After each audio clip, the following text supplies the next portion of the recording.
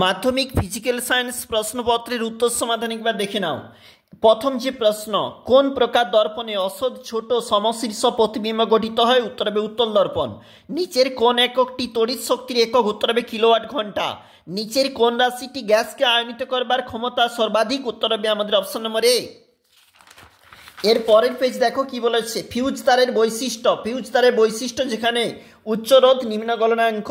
আধুনিক দীর্ঘ পর্যায় সারণীতে কয়টি শ্রেণী রয়েছে? 18টি। নিচের কোন যৌগটি সম্পূর্ণ অণু হিসাবে পৃথক অস্তিত্ব নেই? Sodium chloride NaCl। নিচের কোন অ্যাসিডটি মৃদু তড়িৎ বিশ্লেষ্য? CH3CH। পরের প্রশ্ন, লঘু সালফুরিক অ্যাসিড মিশ্রিত পটাশিয়াম ডাইক্রোমেট দ্রবণে H2S গ্যাস চালনা করলে কি রঙের উৎপন্ন হয়? উত্তর হবে এখানে সবুজ। নিচের কোন আকরিকটি অ্যালুমিনিয়ামের আকরিক? উত্তর হবে বক্সাইট। ত্রিবন্ধনী যুক্ত অসম্পৃক্ত হাইড্রোকার্বনটিকে শনাক্ত করো। উত্তর হবে C2H2। গ্রিনহাউস গ্যাসটি? উত্তর আমাদের এখানে হচ্ছে জলীয় বাষ্প এবং STPতে 22 গ্রাম CO2 আয়তন। উত্তর হবে 11.2 লিটার। পরের প্রশ্ন দেখো কি বলেছে, এখানে যে প্রশ্নপত্র 10 গ্রাম ক্যালসিয়াম কার্বনেট, তোমার যে প্রশ্ন দেখবে এখানে উত্তরটা হবে 5.6। তাপ পরিবাহতাঙ্ক একক যেখানে নির্ভর করে বলেছে পরিবাহীর উপাদানের প্রকৃতির উপর। আলোর প্রতিসরণের সময় নিচের কোন রাশিটি অপরিবর্তিত? উত্তর হবে কম্পাঙ্ক। দেখো কি বলেছে, একটু নিচে চলে যাচ্ছি।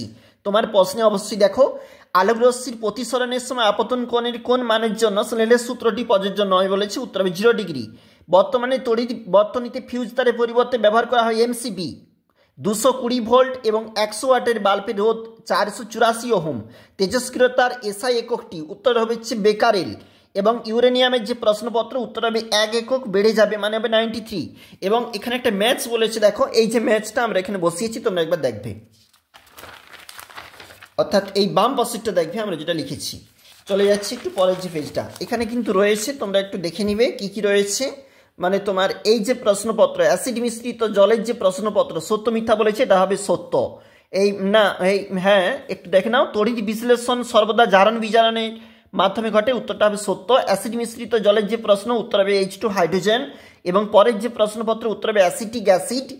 যদি কি ঘটবে যদি লোহার চামচকে অ্যাসিড মিশ্রিত কপারে ডোবানো হয়? কপার অধক্ষিপ্ত। আমরা এখানে সমীকরণটা লিখেছি, দেখবে 2 থেকে 9 প্রশ্নের সঠিক উত্তরটা হচ্ছে লৌহ চূর্ণ। একবার দেখে নেবে। আর এটা হচ্ছে CaNCN। তারপর দেখে নাও, এটা হবে লোহা হবে থার্মিট পদ্ধতি যেটা বলেছি, এটা হবে বেকার। দেখো এখানে 2 থেকে 11 প্রশ্নের উত্তরটা আমরা একটু লিখেছি, দেখবে। এবং একটু নিচে চলে যাচ্ছি, 2 থেকে 12 যে প্রশ্নপত্র টেট্রাফ্লুরোইথিন এবং বায়ুমণ্ডলে